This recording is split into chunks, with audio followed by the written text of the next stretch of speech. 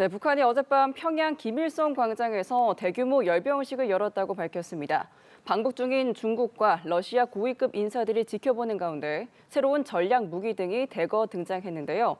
관련 내용 차두현 아산정책연구원 부원장과 함께 자세하게 짚어보도록 하겠습니다. 안녕하십니까? 네, 안녕하십니까? 네, 자 북한이 이번에도 야간 열병식을 강행했습니다. 네네. 기상 변수가 있었지만 여전히 화려한 조명과 불꽃 연출은 네네. 그대로였는데요. 야간 열병식을 고수하는 북한의 좀 전략적인 의도가 있다고 보실까요? 네, 일단 보여주기죠. 우리가 흔히 북한 경제 그러면 떠오르는 게 에너지 부족이잖아요. 예. 이게 특히 2020년에서 2022년 동안에 그 코로나19 국면을 거치면서 북한 경제의 어려움이 가중이 됐거든요. 근데 오히려 이 코로나 국면이 이 거칠 무렵에 북한이 주로 주요한 열병식을 대부분 야간에 거행을 했단 말이에요. 네. 그러면 에너지가 남아 돈다는 거죠. 타격 안 받는다는 거죠. 그리고 이제 조명 효과라든가 이런 거에 그 어떤 선전 효과들 자체도 고려를 했을 거예요. 그러니까 되도록이면 이게 화려하게 보이기 위해서 지금 야간 열병식을 이 거행을 하고 있는 거고, 거기 더해서 이만큼 이러한 대규모의 야간 열병식을 할 만큼 북한 경제는 건재하다 그러는 메시지를 던지고 싶은 거죠. 대내외적인 메시지 측면에서는 전략이 없었을까요? 네, 그렇다고 봐야겠죠. 알겠습니다. 자, 김정은 위원장이 국방력 강화를 강조하긴 했지만 핵무기 언급이나 대남, 대미 위협 발언은 없었습니다.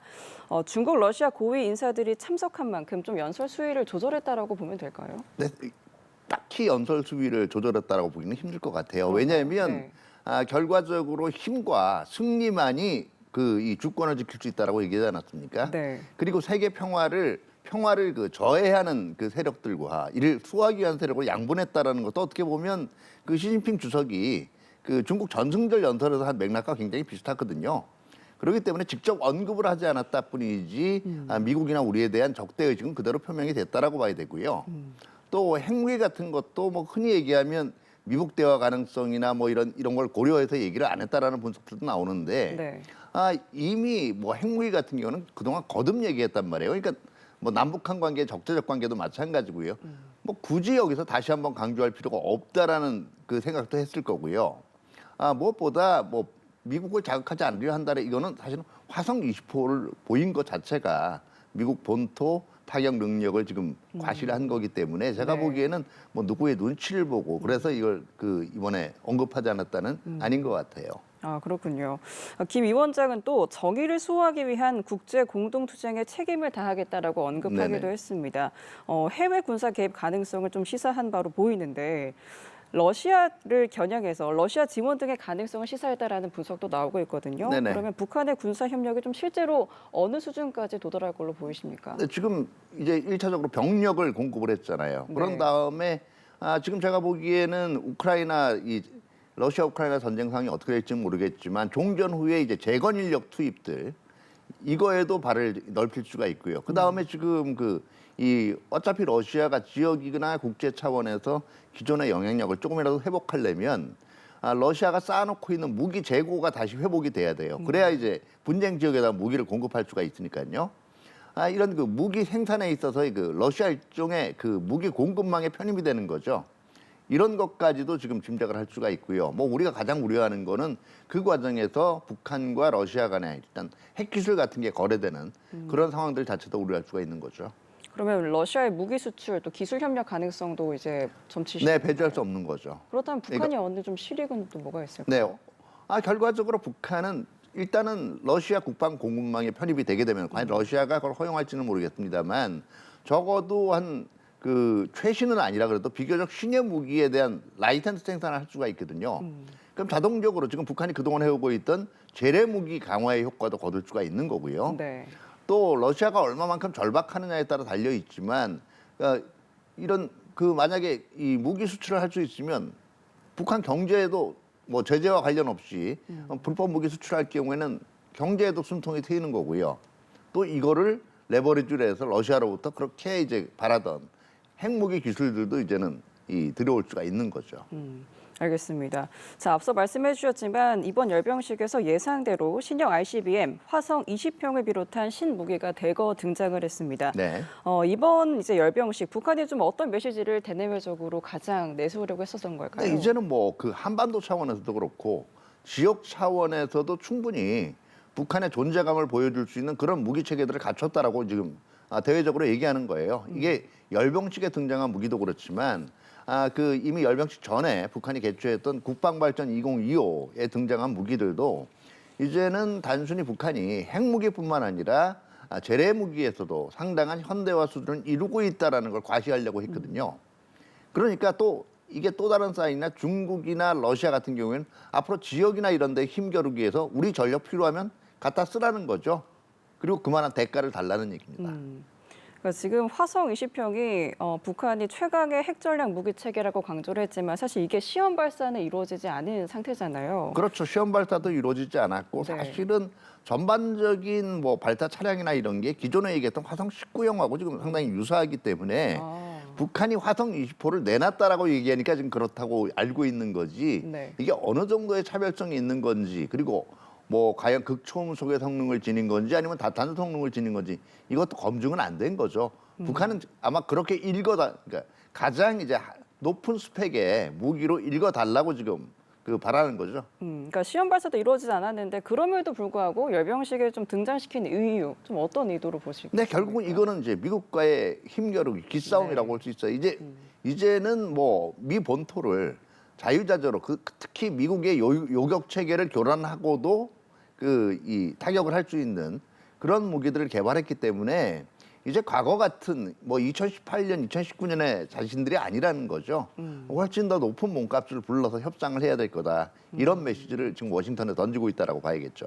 네, 그렇다면 화성 20형이 좀 그전의 고체 연료 무기들과는 좀 어떤 차이점이 있을까요? 근데 기존에 지금 추정되는 건 두 가지예요. 하나는 이 탄두부의 극초음속 기술을 적용을 해서 이렇게 되면 굉장히 발사 속도도 빨라지지만 실질적으로 이게 하강 단계에서 요격하기가 굉장히 어려워져요. 그다음에 두 번째는 또 역시 극초음속 또는 여기다가 이제 다탄두 형식들, 여러 개의 자탄이 떨어지는 형식, 더구나 회피기동까지 할 수 있는 마브라고 하는데 이런 능력까지를 갖추게 될 경우에는 실질적으로 이런 능력이 그대로 다 구현이 되면 불가능한 건 아니지만 실제로 막아내기가 좀 기존보다 더 힘들어지게 됐죠. 알겠습니다. 자, 이와 함께 또 신형 미사일도 공개가 됐는데요. 이 중 화성 11마라고 네. 적힌 미사일은 북한이 최근 무장장비 전시회에서도 선보였던 신형 미사일입니다. 구체적으로 좀 어떤 특징을 가진 그럼 걸까요? 화성 11 말을 이해하려면 우선 화성 11계열 미사일들을 이해할 필요가 있는데요. 네. 그 북한이 러시아제 이스칸데르 미사일 이게 빠른 발사 속도 그리고 연속 발사가 가능한 겁니다. 단거리 미사일인데요. 그만큼 빠르고 연속 발사가 가능하기 때문에 탐지하고 요격이 어려워져요. 이거를 보통 흔히 얘기하는 미국 측 식별 보호로는 KN-23이라고 불렀어요. 이 KN-23이 북한 측 명칭으로는 화성 11 가입니다. 이 가나 다라가 이제 변형이 생기는데 이 마형 같은 경우에는 기존의 화성 11형의 탄도 부분에 극초음속의 활공체를 지금 얹은 거예요. 그럼 어떤 얘기냐면 이게 빠르게 연속 발사도 가능하지만 내려올 때도 극초음속의 속도로 하강을 하기 때문에 잡기가 힘들고요. 두 번째는 극초음속 활공체이기 때문에 회피 기동도 가능해요. 그럼 잡기가 더 힘들어지겠죠. 네. 그만큼 우리가 지금 구축하고 있는 삼축 체계 중에서 한국형 미사일 요격 체계 있지 않습니까? KAMD 이거를 무력화시킬 수 있다라는 걸 과시하려는 의도라고 봐야겠죠. 네, 알겠습니다. 이번에 새로 공개된 또 첨단 무기에 대한 이야기 나눠봤고요. 또 이번 열병식에는 중국 리창 총리, 러시아 메드베데프 부의장이 직접 방문을 했습니다. 김정은 위원장이 최근 북중러 연대를 과시하고 있는 모습인데 이런 삼각 연대가 한반도 정세에는 좀 어떤 파장을 미치겠습니까? 네, 일단은 뭐 그대로 지금 중국 전승절 때의 그 결속 분위기가 지금 그대로 이어지는 거라고 볼 수가 있고요. 네. 물론 중국 쪽에서 이게 직접적인 군사적인 아마 연계 부분은 여전히 꺼리겠습니다만은 이런 삼각 연대가 외교적으로도 맺어진다는 거는 일단 북한의 앞으로 개혁 개방이라든가 북한 변화를 중국이나 러시아가 적극적으로 요구할 가능성은 굉장히 줄어드는 거고요. 그리고 두 번째는 한반도 비핵화의 문제들, 북한 비핵화에 대한 것도 앞으로 뭐 러시아는 지금까지 물론 그래왔고요. 중국도 이제는 이 부분에 대한 언급을 아낄 거예요.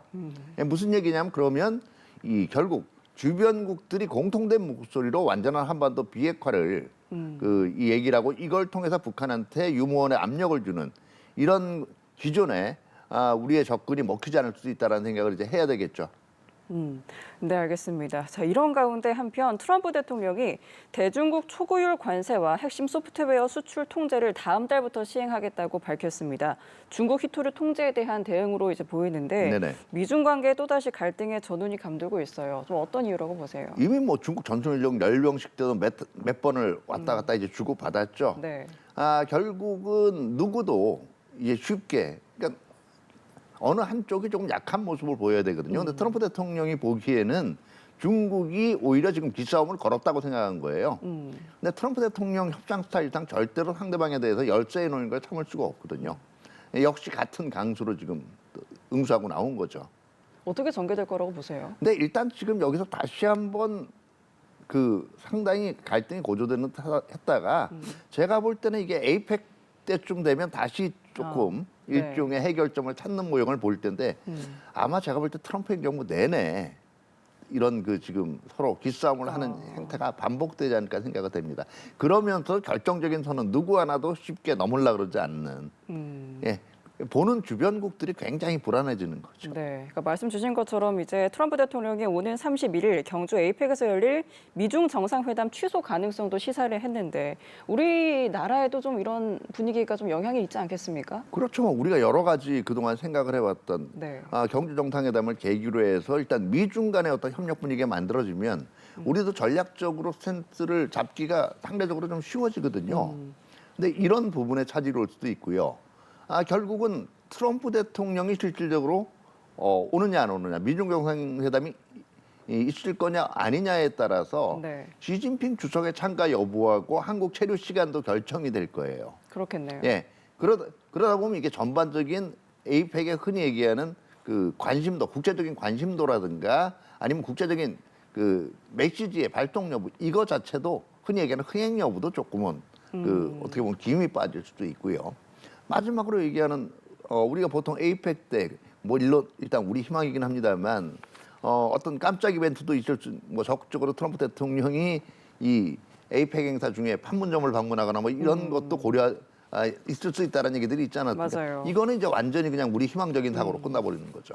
네, 알겠습니다. 여기까지 에이펙 분위기까지 전망을 해봤습니다. 차두현 아산정책연구원 부원장과 함께 자세한 내용 짚어봤습니다. 오늘 말씀 고맙습니다. 네, 감사합니다.